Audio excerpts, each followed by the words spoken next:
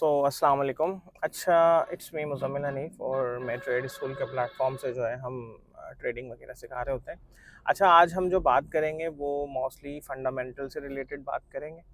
ठीक है, जो अभी आई थिंक 6:30 बजे जो है ना यूएस के पाकिस्तानी टाइम के हिसाब से यूएस के 8:30 बजे डेटा आने वाले हैं अनएम्प्लॉयमेंट क्लेम्स का। अच्छा, उससे पहले मैं थोड़ी-सी एक नॉर्मल आपसे बात करता हूँ, मैं उसका भी एक्सप्लेन कर देता हूँ कि मैं कैसे ट्रेड करता हूँ। देखिए, सबसे पहले एक इम्पॉर्टेंट बात ना, हर ट्रेडर का अपना स्टाइल होता है, हर बंदा अपने मेथड पे काम कर रहा होता है। तो मैं अपने स्टाइल पे काम कर रहा हूँ और मैं मोस्टली यूएस सेशन को ट्रेड करता हूँ। मैं इतना फॉरेक्स में इतना ज़्यादा एक्टिव नहीं हूँ। यूएस स्टॉक्स में बहुत ज़्यादा एक्टिव हूँ because I am a CA and SCCF analyst and CFA का मैं कैंडिडेट हूँ।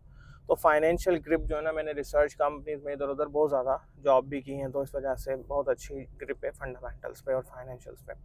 अच्छा, मेरा यूएस की अभी कम्युनिटी के अंदर भी हम जो है ना वो बहुत लाइक बिगेस्ट ऑनलाइन कम्युनिटी हम रन कर रहे हैं, टेनेट ट्रेड ग्रुप के नाम से, जिसमें ये है कि आपको नॉर्मली यूएसए के लोगों को हम game plans, ideas, research, investing related, day trading related जो है ना वो चीज़ें गाइड कर रहे होते हैं। अच्छा, आप देखें, मैं किस स्टाइल पे काम करता हूँ मैं वो बता देता हूँ, ताकि एक हल्का-फुल्का जो ना आपको आइडिया हो जाएगा कि जिस बंदे से आप बात कर रहे हैं या जिस बंदे की वीडियो सुन रहे हैं वो क्या करता है और कैसे करता है। मेरा देखें एक फिक्स रिपीटेबल सिस्टम्स और सेटअप मैंने बनाए हुए जिनकी बेसिस पे मैं ट्रेड करता हूँ। अगर मैं मोटे-मोटे तौर पे बताऊँ आपको तो इसमें वीएसए है, वॉल्यूम स्प्रेड एनालिसिस, जो मेरा सबसे ज़्यादा मेन टूल है। फिर कन्फर्मेशंस के लिए मैं ईएमएस का यूज़ करता हूँ, एक्सपोनेंशियल मूविंग एवरेजेस। और इसके अलावा मैं ना मेरी जो स्टॉक सिलेक्शन होती है ना वो काफ़ी स्ट्रांग होती है, क्योंकि हम कैटलिस्ट की बेसिस पे स्टॉक लेते हैं। मतलब हमारे नॉर्मली स्टॉक्स क्या है, मूव करते हैं। बहुत कम होता है कि स्टॉक साइडवेज में चला जाए या वो मूव ना करे। अब देखें, अभी हमारे पास क्या है कि 2 दिन से ना मार्केट के अंदर बहुत ज़्यादा सेल ऑफ है, मतलब मार्केट बहुत बुरे तरीके से गिर रही है। चाहे आप क्रिप्टो की बात करें तो बीटीसी भी नियरली 70,000 तक जो है ना वो आ गई है।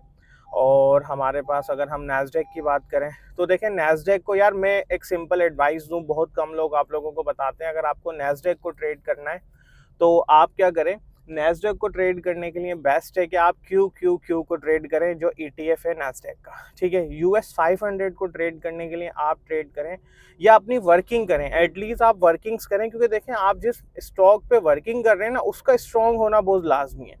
वो स्ट्रांग होना चाहिए। अगर वो स्ट्रांग नहीं है तो आपका कोई डेटा, मतलब आपके पास रिलायबल डेटा ही नहीं आ रहा।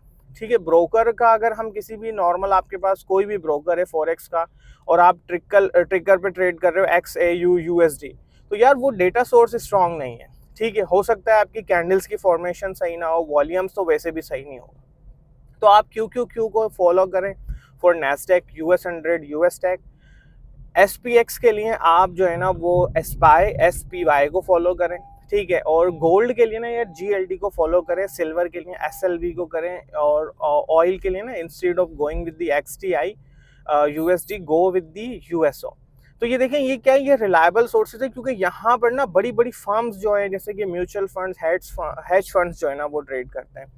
मेरी मोस्टली वर्किंग इन्हीं में होती है। और फिर मुझे अगर ट्रेड लेनी होती है, लेट्स सपोज अगर मैं निंजा पे ट्रेड ले रहा हूँ, कभी मेरा मूड हो रहा है कि मैं अपना फ्यूचर के अंदर ट्रेड ले लूँ, तो फिर मैं निंजा के थ्रू में कोई भी फ्यूचर का कॉन्ट्रैक्ट उठा लेता हूँ, क्योंकि फ्यूचर के कॉन्ट्रैक्ट के अंदर भी काफ़ी मसले हैं, क्योंकि हम तो देखें पाकिस्तान मर्केंटाइल एक्सचेंज में भी रजिस्टर्ड है, PSX में भी रजिस्टर्ड है।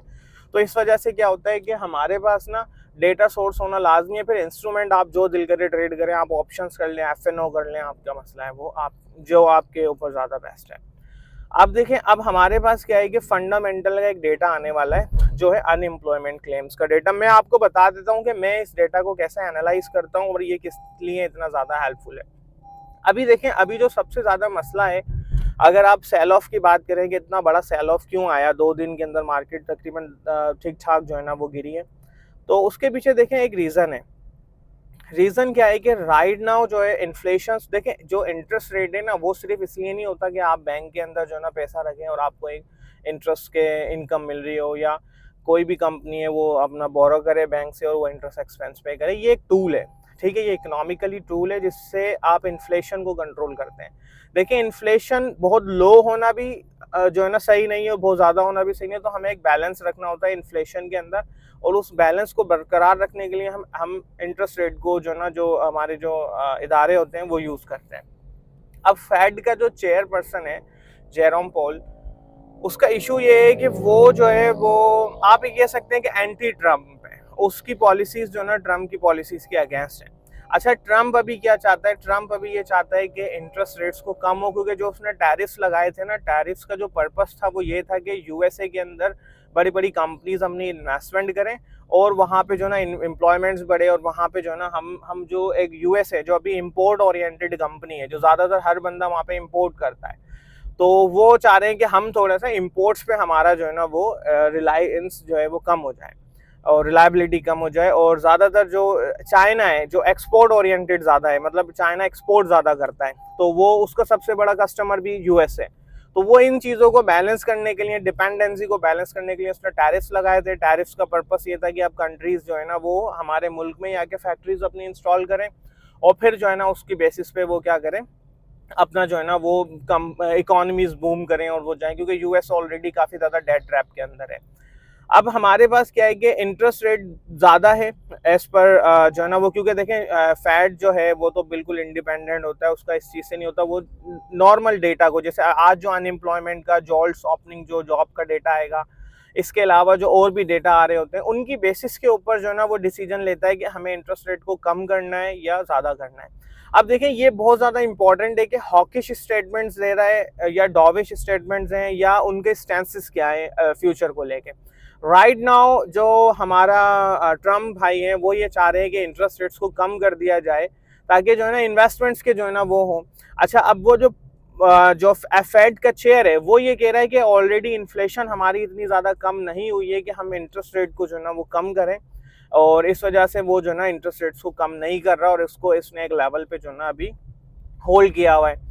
अच्छा, इसके बाद फिर ये भी एक स्टेटमेंट्स जो आते हैं वो भी हमें देखने होते हैं कि यार वो हॉकिश हैं या डॉविश स्टेटमेंट्स हैं, क्योंकि अगर वो ज़्यादा रेट कट्स का नहीं कहते इन 2026, तो ये भी जो ना काफ़ी ज़्यादा इशू वाली बात होती है, क्योंकि देखें बड़ी बड़ी कंपनीज होती हैं, वो प्रॉपरली इकोनॉमिक पॉलिसीज़ को इनको देखते हुए जो ना डिसीजन लेती हैं कि हमें किसी कंट्री के अंदर इन्वेस्टमेंट करनी है या नहीं करनी। अब हमारे पास क्या अनएम्प्लॉयमेंट्स का डेटा आएगा, ठीक है। अनएम्प्लॉयमेंट्स का डेटा जो आएगा उससे हमें ये पता चलेगा कि यार नेक्स्ट फेड के क्या स्टांसेस हो सकते हैं related to the interest rates, कि वो कम करेंगे बरकरार रखेंगे, क्योंकि ज़्यादा की बात नहीं हो रही। आपको हमेशा ये देखना है कि फोरकास्ट किस चीज़ की, किस टॉपिक पे हो रही है। मतलब ये कि अभी जो बात चल रही है, अभी जो मुद्दा है फेड का, वो ये है कि इंटरेस्ट रेट्स को कम किया जाए, ठीक है, as per the Donald Trump की जो प्रेशराइज जो बहुत ज़्यादा कर रहा है इस चीज़ के ऊपर। और अगर हम बात करते हैं फेड की, तो वो कह रहे हैं कि नहीं, हम होल्ड रखेंगे, हम ज़्यादा कट नहीं करेंगे, क्योंकि ऑलरेडी जो ना इन्फ्लेशन है वो इतना कंट्रोल नहीं हुआ, ठीक है। अभी हम हेल्दी इन्फ्लेशन की तरफ नहीं गए। इशू राइट नाउ क्या है कि अगर अनएम्प्लॉयमेंट का डेटा जो अभी आई थिंक जो 2,12,000 आई थिंक जो ना जो है अनएम्प्लॉयमेंट क्लेम्स का, अच्छा ये क्या होता है मैं थोड़ा सा बता देता हूँ यार। ये इस तरीके से है कि ये 2,12,000 लोगों ने क्लेम्स लिए हैं, अनएम्प्लॉयमेंट बेनिफिट्स जाके लिए हैं। तो अनएम्प्लॉयमेंट बेनिफिट्स जो है ना वो यूएसए की कंट्री दे रही होती है, मतलब 2,12,000 जो है ना ये अनएम्प्लॉयमेंट क्लेम्स जो है ना वो आज होंगे। अब इसमें कितने, ये फोरकास्ट है, ठीक है, कि 2,12,000 लेंगे। अच्छा, मैं क्या करता हूँ, देखें अब मेरी पॉलिसी क्या है, मैं कोई गैम्बलिंग नहीं, सट्टेबाजी नहीं कर रहा जो नॉर्मली आपने देखा है कि बाय या सेल किया। मैं शांति से बैठा होता हूँ, क्योंकि मुझे पता है कि अब मूव्स अच्छे मिलेंगे, ठीक है। लेट सपोज अगर मैं नैस्डैक के अंदर मेरा कोई सेटअप है, जैसे कि मैं अभी 600 पे नैस्डैक को देख रहा हूँ कि 600 पे मुझे नैस्डैक को बाय करना है, because this is a psychological setup, और उसके बाद मुझे एंट्री ढूंढनी। अब अगर यहाँ पे होता क्या है, अनएम्प्लॉयमेंट क्लेम्स जो हैं वो कम होते हैं, ठीक है। अनएम्प्लॉयमेंट क्लेम कम 2,12,000 से वो अच्छा खासा डेविएशन आ जाता है। जैसे मैं क्या करता हूँ, मैं अनएम्प्लॉयमेंट क्लेम्स में ना 5 से 10% का डेविएशन रखता हूँ, और 10% से ज़्यादा है नॉर्मली मैं उसको कंसिडर करता हूँ कि यार ये तो बिल्कुल ही अनएक्सपेक्टेड हो गया। अब जो है ना वो थोड़े से स्टांसेस भी जो है ना अनएक्सपेक्टेड हो सकते हैं। अब अगर एक्चुअल 2,12,000 का डेटा है, ठीक है, 2,12,000 जो है ना वो क्लेम्स है, लेकिन आ जाता है कम, ठीक है, आ जाता है कम, मतलब 2 लाख से नीचे आ जाता है। अब मुझे इससे पता क्या चल रहा है, मुझे इससे पता चल रहा है कि यार एम्प्लॉयमेंट अभी है लोगों के पास, ठीक है, लोगों के पास अभी जॉब्स हैं, वो इतना ज़्यादा अनएम्प्लॉयमेंट क्लेम्स नहीं ले रहे। जॉब्स होने का मतलब क्या है, लोगों के पास पैसा है, इनकम है, तो उनका परचेजिंग पावर हाई रहेगा, और परचेजिंग पावर हाई रहने की वजह से क्या होगा कि मैं ये एक्सपेक्ट कर रहा हूँ मुझे नियर टर्म के अंदर इन्फ्लेशन कंट्रोल होती हुई नज़र नहीं आएगी। सेकंड, अगर ये डेटा ज़्यादा आ जाता है, जैसे कि ये आ जाता है 2,30,000 2,24,000 के अराउंड आ जाता है, अब मेरे लिए क्या है, मेरे लिए ये है कि यार इन्फ्लेशन को कंट्रोल कर लिया गया है, तभी तो लोग जो है ना बेरोजगार हैं। बेरोजगार होने की वजह से क्या है कि अब उनका परचेजिंग पावर तो है कम, लोगों के पास जॉब्स नहीं है तो वो नहीं परचेज कर पाएंगे, तो एम्प्लॉयमेंट तो नहीं है उनके पास, तो इन्फ्लेशन का भी चांसेस कम है कि वो और बढ़े या नीचे की तरफ आ सकता है। ठीक है, अब इस पे क्या है, इस पे जो है ना फेड क्या करेगा, फिर फेड रेट कट की तरफ जाएगा, और जब फेड रेट कट की तरफ जाएगा तो ये क्या है, ये पॉजिटिव इम्पैक्ट होगा अपना किसके लिए, स्टॉक्स के लिए। ठीक है, ये पॉजिटिव किसके लिए होगा, अपना क्रिप्टो के लिए भी पॉजिटिव होगा और गोल्ड के लिए पॉजिटिव होगा। सेकंड, अगर 2 लाख के नीचे या 2 लाख के अराउंड आता है, ये डेविएशन मुझे बहुत ज्यादा मिल जाती है अनएम्प्लॉयमेंट क्लेम्स के अंदर, फिर मैं क्या करूंगा, मैं जो है ना वो मुझे ये आइडिया हो जाएगा कि रेट कट्स जो है ना वो अब नहीं होंगे, रेट को बरकरार रखा जाएगा, जिससे डॉलर थोड़ा सा स्ट्रांग रहेगा। डॉलर स्ट्रांग रहने का मतलब ये है कि हमारी जो करेंसीज है ना वो ज्यादा सेल ऑफ की तरफ जा सकती है। ठीक है, और सॉरी कंट्री स्टॉक्स, इसके अलावा क्रिप्टो पे भी इम्पैक्ट आएगा, जो खासतौर पे बीटीसी है, क्योंकि ये भी एक जो है ना डॉलर का ऑल्टरनेटिव है, और गोल्ड भी हमारा डाउन जाएगा। अच्छा, अब देखें, अब एक बात मैं आपको बता दूं, नॉर्मली जो बिग प्लेयर्स होते हैं उनको पता होता है क्या होने वाला है, तो कभी कभी इसका इन्वर्स भी हो जाता है। मतलब आपकी रेट कट भी जो 2 लाख से नीचे आया और आपने कहा कि भाई अब ये कि रेट कट होंगे और ये पॉजिटिव है स्टॉक के लिए, और स्टॉक जो है ना वो और गिर जाते हैं। तो आपको हमेशा क्या है कि क्लैरिटी लेनी है, लेकिन ब्लाइंडली नहीं जाना इन चीज़ों के ऊपर कि आप ब्लाइंडली गए और ब्लाइंडली ट्रेड कर रहे हो। आपको अपना सेटअप रखना है और आपको अपना सिस्टम फिक्स रखना है, ये चेंज नहीं करना। मेरी बात करें तो मैं एक फिक्स सिस्टम, एक फिक्स सेटअप पे काम कर रहा हूँ, मैं इधर उधर जाता ही नहीं हूँ। मैं कोशिश करता हूँ, देखिए मेरा जो है ना, आप एक चीज़ नोट करेंगे कि मेरा सोशल मीडिया भी इतना ज़्यादा जो है ना वो एक्टिव नहीं है। उसका रीज़न क्या है कि मेरे हिसाब से या तो आप ट्रेडिंग कर सकते हो, इन्वेस्टमेंट कर सकते हो, या तो फिर आप जो है ना यार नॉर्मली क्या है कि वो अपना एक यूट्यूबर बन जाओ, इन्फ्लुएंसर बन जाओ, और वो अपनी मार्केटिंग करते रहो। दोनों चीज़ें देखें एक साथ पॉसिबल नहीं है। तो इस वजह से जो है ना मेरा, आप देख रहे हैं, इतना ज़्यादा एक्टिव नहीं है, क्योंकि मैं नॉर्मली अपनी ट्रेड कर रहा होता हूँ, फिर मेरे पास रिसर्च के काफ़ी ज़्यादा होते हैं, पोर्टफोलियो हमें जैसे बिल्ड करनी होती है। लेट्स सपोज मेरे पास काफ़ी अच्छी पोर्टफोलियो है यूएस के अंदर, जिसके अंदर मेरे पास जो है ना ज़्यादातर जो स्टॉक्स अभी हैं वो एआई बेस्ड स्टॉक्स हैं। ठीक है, रॉकेट जो सेक्टर है उसमें मेरे पास काफ़ी स्टॉक्स हैं, क्लाउड बेस्ड ज़्यादा हैं स्टॉक्स, और एआई बेस्ड कुछ स्टॉक्स हैं। इसके अलावा मेरे पास जो है नॉर्मली अपना ये अपना यार ये इसके अंदर जो है ना अभी रेयर अर्थ मेटल्स, ठीक है, जिसमें एमपी है, यू है, यूएसआर है। मेरी मोस्टली वर्किंग्स यूएसए के अंदर है, और आप लोग भी पाकिस्तान से यूएस में ट्रेड कर सकते हो। It's not a big deal, वो बहुत इजी है, वो हो जाती है। बल्कि आप लोगों को तो इतने बेनिफिट्स हैं कि आप सोच नहीं सकते।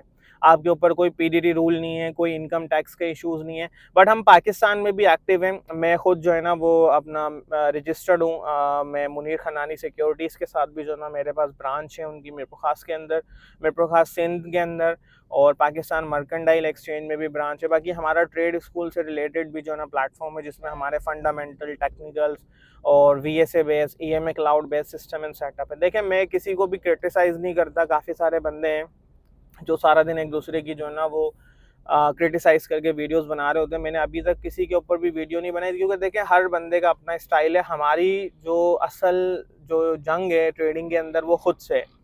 मुझे डे बाय डे खुद को इम्प्रूव करना है, और मुझे डे बाय डे क्या करना है, मार्केट से जीतना है। तो मैं इसमें एक सिंपल सी मिसाल ये देता हूँ कि देखिए क्रिकेट हम सारे शौकीन हैं, क्योंकि एशियन ज़्यादातर क्रिकेट के ही हम जो है ना हमारी मतलब खून के अंदर क्रिकेट है। तो क्रिकेट में आपने एक चीज़ देखी है कि क्रिकेट के अंदर ना हर बैट्समैन का अपना स्टाइल होता है। कोई लेफ्टी होता है, कोई राइटी होता है, ठीक है, कोई एग्रेसिव खेलता है, कोई डिफेंसिव खेलता है, सही है, कोई जो है ना वो छक्के पे छक्के मार रहा है, तो कोई रोक रोक के सिंगल डबल। हमारा अल्टीमेट गोल क्या है, हम स्कोर करें और हमारी टीम जो है ना जीत जाए। तो हम किसी भी वे में किसी बैट्समैन को क्रिटिसाइज नहीं कर सकते, कंडीशंस के हिसाब से उसको अपने जो है ना वो बैटिंग स्टाइल को चेंज करना होता है। तो इसी तरीके से ट्रेडिंग है, हर बंदा सही है। अगर आप किसी से भी सीख रहे हैं, लाजमी सीखें और लर्न करें चीज़ों को, क्योंकि देखें जब तक आप समझोगे नहीं, आपको जो ना आइडिया नहीं होगा। क्योंकि यार ये कोई 1 महीने, 2 महीने, 3 महीने का गेम नहीं है कि आप 1 महीने के लिए मार्केट में आए हैं या आप 2 महीने के लिए मार्केट में आए।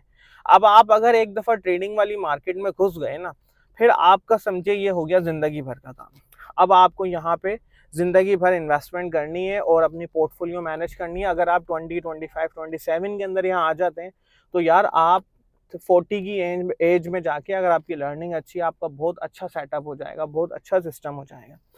तो लर्निंग करें, लर्निंग पे फोकस करें। आप हमारा रिकैप्स का भी चेक कर सकते हैं, जिसमें मैंने अपनी पर्सनल ट्रेड्स भी मेंशन की हुई हैं। आप मेरा टेस्टिमोनियल्स चेक कर सकते हैं, हमारे जो है ना वो फ्री काफ़ी ज़्यादा कंटेंट अवेलेबल है ऑन यूट्यूब, वो देख सकते हैं। हाँ, फॉलोवर्स हमारे और वो नहीं है, मैंने आपको रीज़न बता दिया कि या तो आप एक यूट्यूबर बन जाओ या आप जो है ना वो स्टॉक मार्केट के अंदर ट्रेडिंग कर लो। हमारी टैनर ट्रेड ग्रुप कम्युनिटी है और मेरे जो मेंटोर हैं, सीनियर हैं, जो रिप्स्टर 47, उनका आप एक्स चेक कर सकते हैं। तो वो भी काफ़ी जो है ना मतलब एक्टिवली हैं काफ़ी मार्केट में, डेली बेसिस पे हम ट्रेड करते हैं। जैसे अभी राइट नाउ जो है ना वो 4:15 हुए हैं। ये वीडियो मैं कोशिश करूँगा कि डेटा आने से पहले आपके पास मिल जाए, अपलोड कर दें हम। तो उसमें क्या है कि हम नॉर्मली डेली बेसिस पे गेम प्लान आइडिया शेयर करके बना रहे होते हैं। अच्छा, मैं कोशिश करूँगा कि ये मैं अभी घर से ऑफिस आया था, मैं कोशिश करूँगा कि यार वापस जाते हुए भी एक इसी वे में एक वीडियो बना दूँ। उसका बेनिफिट क्या होगा आप लोगों को कि यार आपके ना पास एक रिकैप का भी आ जाएगा कि आज मैंने किसको ट्रेड किया, क्यों किया और किस बेसिस पे किया। तो आपको हो सकता है लर्निंग हो जाए आपकी, और इंशाल्लाह अगर आपको ये वीडियो इन्फॉर्मेटिव लगा हो तो फीडबैक लाजमी दीजिएगा। So thank you so much, thanks for watching the video. Inshallah, we'll see you in the next video. Thank you.